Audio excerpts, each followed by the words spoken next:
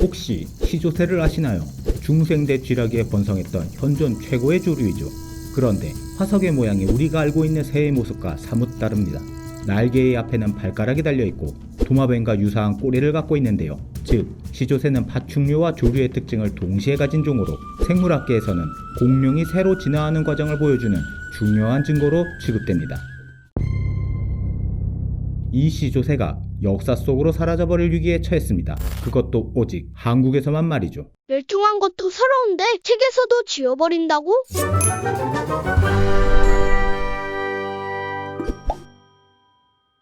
때는 2012년 1월, 시조새가 곧 고등학교 교과 과정에서 삭제된다는 소식이 국내를 휩쓸었습니다. 이 논란의 주인공은 바로 교과서 진화론 개정추진위원회, 속칭 교진추입니다. 사건의 발단은 2011년 12월, 교진추가 시조새는 파충류와 조류의 중간종이 아니다라는 교과서 개정 청원서를 발표했고, 교육과학기술부가 그 내용을 받아들여 시조새를 삭제토록 한 것인데요. 문제는 그 과정에 생물학 전문가 집단의 의견이 상세히 반영되지 않은 점입니다. 당시 생물학계는 큰 충격에 들썩였습니다. 생물학연구정보센터에서는 공식 반론문을 게재하며 교과부의 무능을 강하게 비판했고, 이어 학물생물과학협회에서도 진화학 관련 고등학교 과학교과서 개정 청원에 대한 기각 청원서를 제출했습니다. 비단 국내에서만 이슈였던 것이 아니었으니 2012년 6월 세계적인 과학저널 네이처에는 한국 창조론자의 요구에 굴복하다라는 제목의 기사가 게재됐고, 이 외에도 사이언티픽 아메리카, 타임 등 많은 언론에서 일제히 한국의 시조새 삭제 소동을 보도했습니다. 이에 많은 누리꾼이 나라망신이라며 고개를 들지 못했죠. 학계의 거센 반향에 교육과학기술부는 결국 시조새 삭제를 철회했습니다. 당시 시조새 삭제를 허가했던 주인공은 이주호 과학기술부 장관으로 최근 사회부 총리 겸 교육부 장관으로 발탁돼 논란을 낳았는데요. 고등학교 교과서에서 내용을 수정할 정도로 큰 영향력을 행사한 교진추, 이 단체 대체 무엇을 하는 조직일까요? 여기서 잠깐!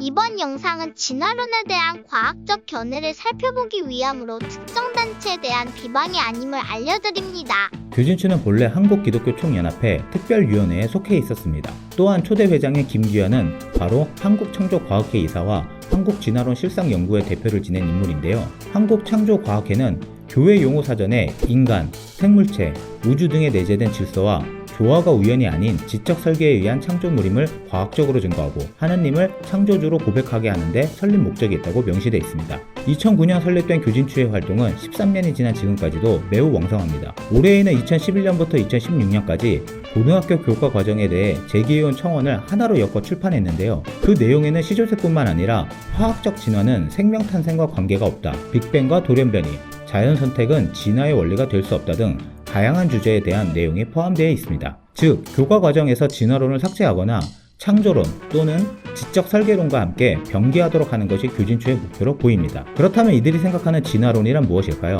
교진추는 진화론을 인간을 지능이 발달한 영혼 없는 동물의 하나로 보고 삶과 죽음을 아무 의미도 없는 우연의 결과로 바라보게 만드는 유물론적 세계관이라고 간주했고, 이는 종교, 도덕, 윤리가 아닌 약육강식과 적자생존을 근본으로 일등주의, 쾌락주의, 이기주의, 생명경시 현상을 유발하며 마약, 동성애, 폐렴 범죄, 학교폭력, 왕따, 성폭행, 자살, 낙태, 인육협치 등에 대한 죄의식을 사라지게 만든다고 주장하고 있습니다.